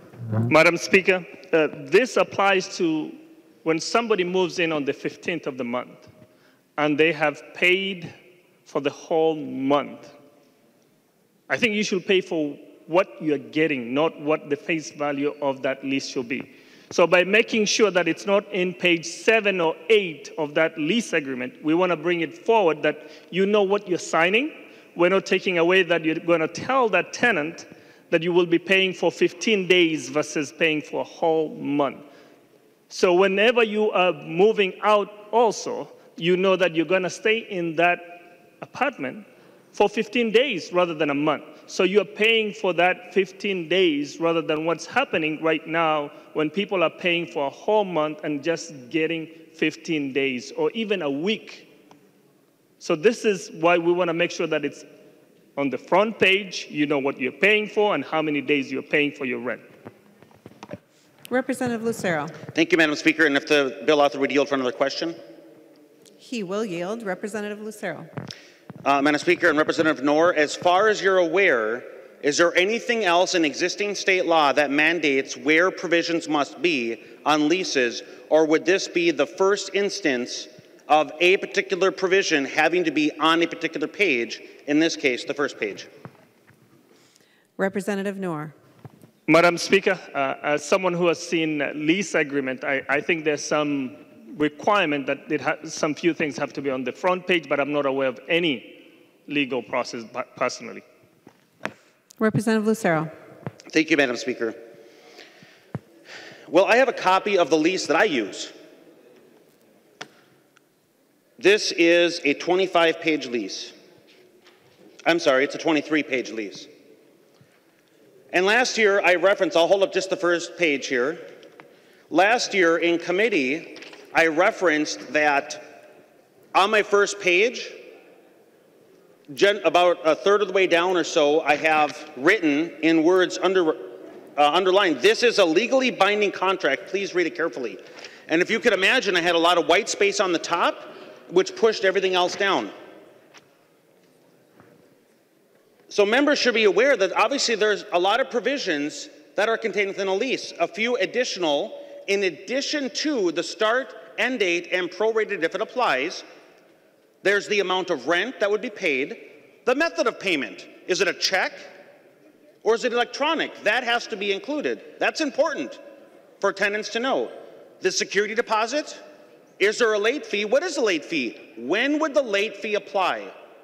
Are pets allowed? Is there a pet deposit? Use of a premises. How can it be used? Is subletting permitted? Condition of the premises. Who would be responsible for what kinds of repairs? Alterations. Is a tenant allowed or permitted to make alterations? Can they hang pictures? Can they put holes in the wall for window treatments? Utilities. Who is responsible for which utility? Is the landlord paying for the garbage and the heat? Or all utilities or no utilities? The right of the landlord for entry. Does the landlord have to give a notice? If so, how long? An hour notice? 4-hour notice? Smoking policy and the background authorization. Check. There are many important provisions, but none of them, at least as far as the bill author just said, he's aware, are mandated on any particular page. The first couple pages of my lease are a definition of terms. And so now what's going to happen is, it is absurd that of all the important provisions, let's just pick rent. The amount of rent can be on page 9, but if it's a prorated amount, that has to be on page 1. And that interrupts the natural flow then of definition of terms. This is what Representative Quam was referring to, one size fits all. This is a way of micromanaging. I truly wish, and I'm emphasizing Representative Noor, both in committee, and I'm saying it again on the floor, the issue that you're trying to address here, it's not partisan, and I truly wanted to work with you. But there's been an outright rejection of any ideas. We can solve the specific issue that you're trying to address without what's happening here. Please, members, understand. Just this one example, that this provision on the front page doesn't make any sense. I mentioned in my comments earlier that there are different types of rental units all across the state. There are also different types of tenants. My understanding of the roots of this bill, the origins, is dealing with students and student housing. But students, that's one type of tenant. Somebody who's recently turned age 18 and they're looking for student housing. But there are many tenants, types of people in many different stages of life. I think it was Representative Pearson who mentioned a divorced dad. What this bill is going to do, it's going to contribute to small landlords, because of they cannot cover their risks. Uncertainty is the enemy of business. The greater the uncertainty, the greater the risk, and therefore the greater the cost. And so what any business owner wants to do is have more certainty so that they can greater project into the future and therefore lower costs. And because there are many landlords out there that are small business owners, they might just have one rental unit. They might be renting just their basement. And then you have the range all the way up to large companies with many properties across the state, multi-state companies with many properties across the country. Those larger landlords, they have the ability to mitigate their risk by spreading it across a larger area. But as Representative Hertas pointed out, the smaller landlords, the cost and the risk will be too great that they won't just raise the rent, they'll just step out of the business. And when you have less supply but more demand, the law of supply and demand dictates what? Price goes up for the remaining that are offering the product. And so the customers, the tenants in this case, are going to pay more.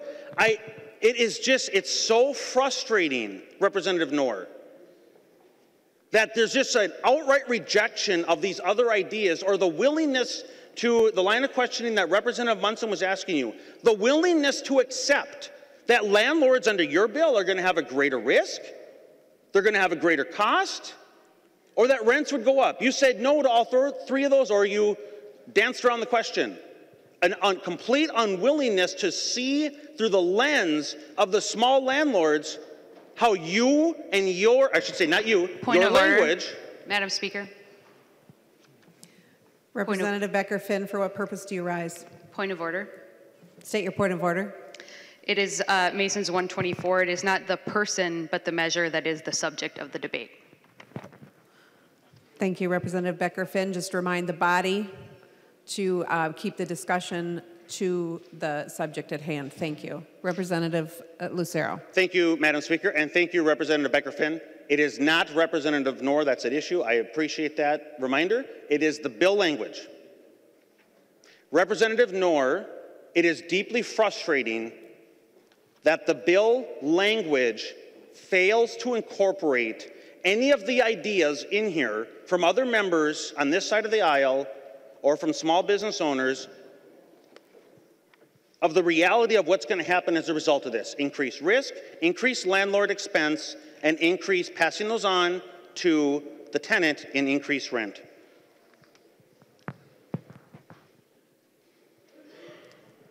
Representative Pearson was asking Chair Bernardi earlier if this bill was heard in the Higher Ed Committee. As a member of Higher Ed Committee, I see Representative Pearson's no longer on the floor. The answer is no. Despite the fact that this bill is going to have a significant impact on student housing, on college campuses across the state, this bill was not heard in the Higher Ed Committee.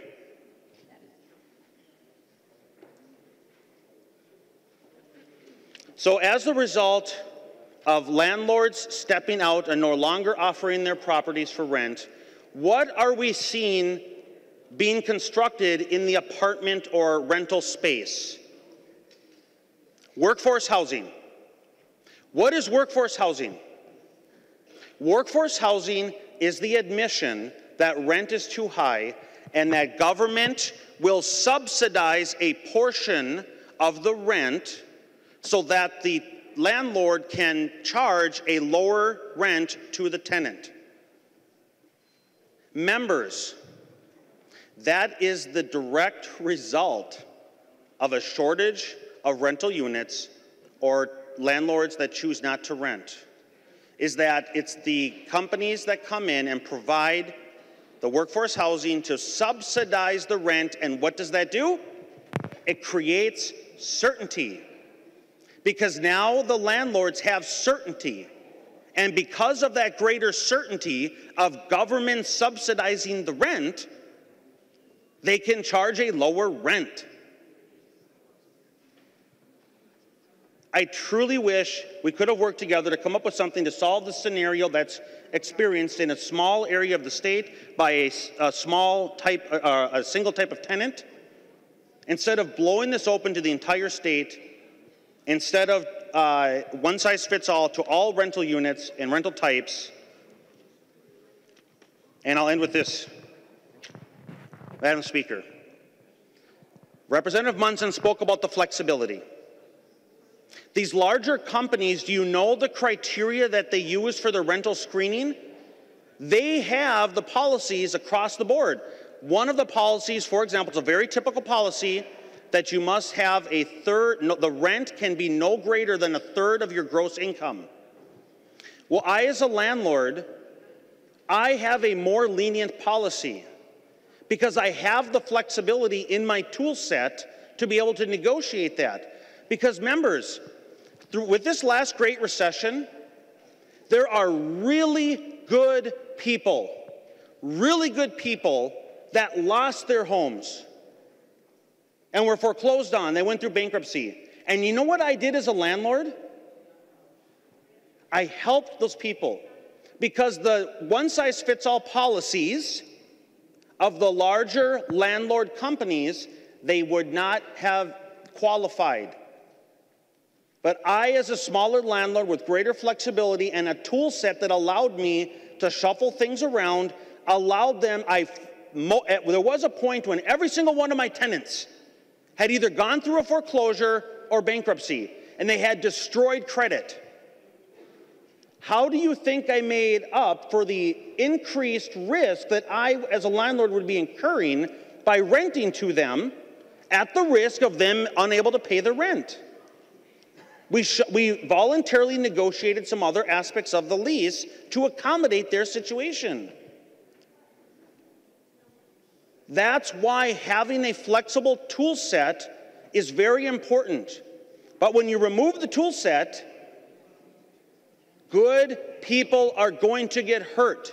And I am so happy, and the smiles and actually the tears on some of my tenants, they cried because I was willing, tears of joy, willing to rent them good housing when nobody else would accept them. And so we've heard the term slumlord, and it is deeply offensive. Madam Speaker, and the great residents of Minnesota, we've heard the term slumlord. And for tenants all across Minnesota, and for you landlords, small and large, that are willing to rent to the great residents of Minnesota, thank you. You're not slumlords. And unfortunately, we're creating policy based on a very, very small percentage of bad people that inflict pain and take advantage of others. But the truth is, we know the truth, that landlords love their tenants and want to help, and that flexibility allows us to help them. So, Madam Speaker, I would highly encourage a red vote on this so that we can come back together and incorporate some of these other important ideas so we can solve the problem but not increase rent across Minnesota. Thank you. The member from Anoka, Representative Scott. Thank you, Madam Speaker, and thank you, Representative Noor, for bringing this bill. And I was the chair of the committee that heard it last year when it came about, and the students down at near the university in some cases really are in a pickle in many cases. And I appreciate you making the changes for the effective date and making sure that that didn't conflict with current leases. But I do have, my major concern with this is the flexibility issue. And members, most of you know we own some rental property. And one of the things that we are able to do is negotiate with people when they have run into hard times. And so I'm afraid that, for instance, under this bill, if a tenant came to me and said, you know, I've lost my job and I'm going to have to move back in with my parents or a relative or something, then the 60-day, if it's a 60-day time period that we have for notification, that they're going to have to fulfill that lease for the next 60 days. Whereas in the past, what my husband and I have done is said, hey, we'll work with you. If we can get it rented out before that, we'll waive that 60-day notification period for you. And you're taking away, with this bill, you're taking away that flexibility for people to act in good faith and help one another out. And I really would prefer, Representative Noor, if this bill did apply just to university housing, or if some of the language were tightened up so that it would only affect those certain situations where there's a problem. Thank you, members. I encourage a no vote. Further discussion to the bill.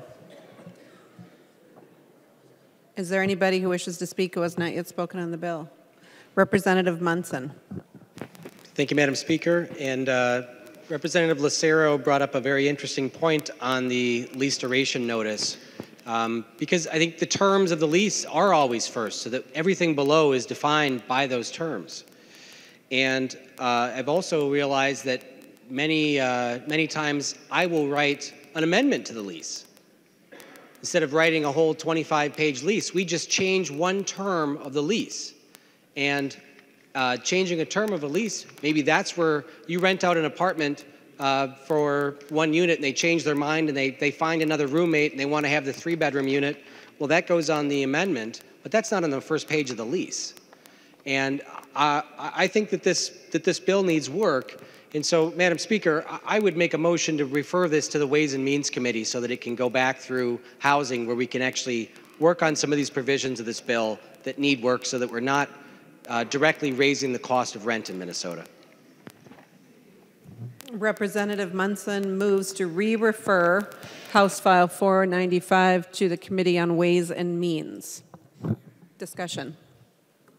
Representative Winkler. Members, please vote no. Seeing no further discussion, all those in favor of the motion, please signify by saying aye. Aye. Those opposed, no. No. The motion does not prevail. To the bill. Further discussion, members.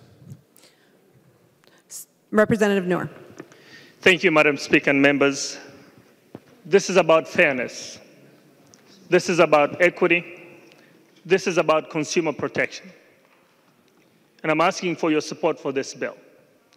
It's not only about the University of Minnesota. It's not only about Minneapolis or St. Paul. This is for every tenant. And this is about the principle of mutuality based on the common law principles. This allows for people to have equality under that provision, under the agreement. So I ask for your support. Thank you so much. Seeing no further discussion, the clerk will take the roll on the bill.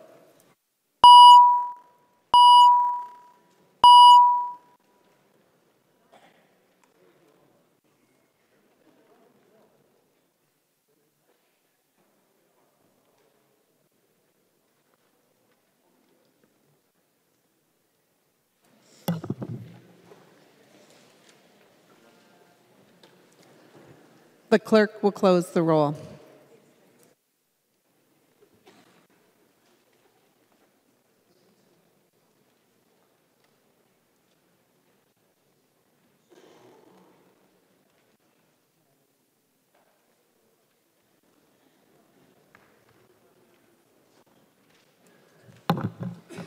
There being 71 ayes and 53 nays, the bill is passed and its title agreed to.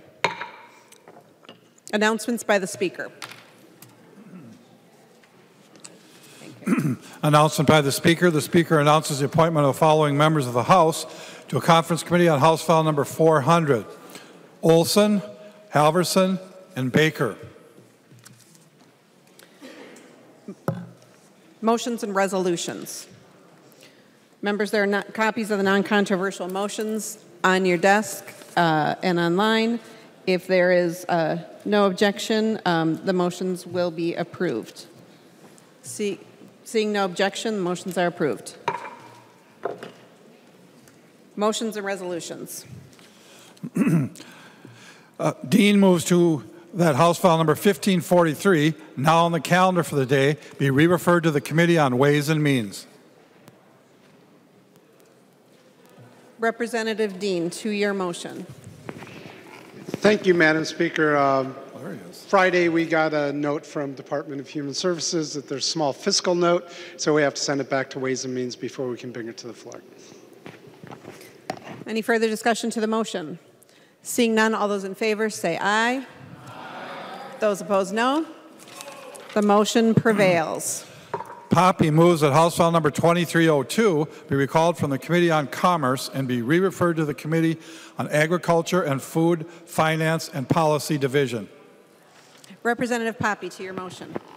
Thank you, Madam Speaker. And yes, this is House File 2302. It's Representative Becker-Finn's bill relating to agriculture, establishing a financial responsibility requirement for owners of white-tailed deer.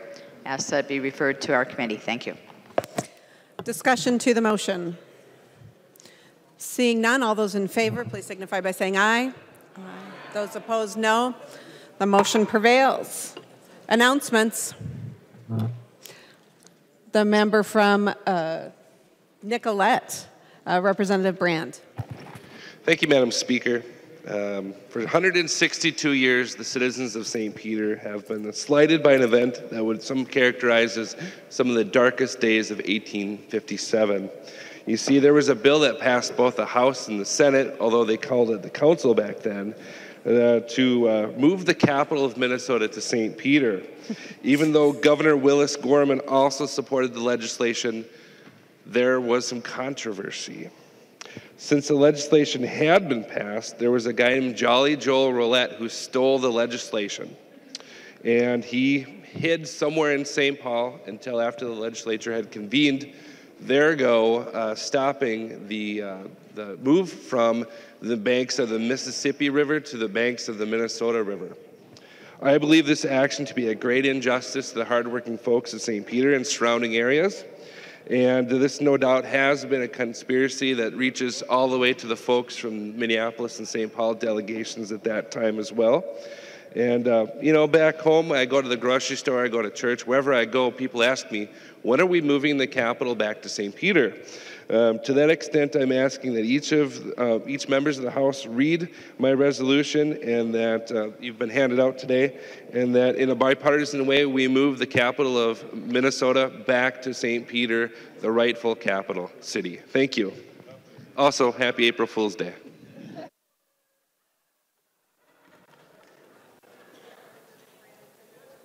Announcements. Representative Wolgamont.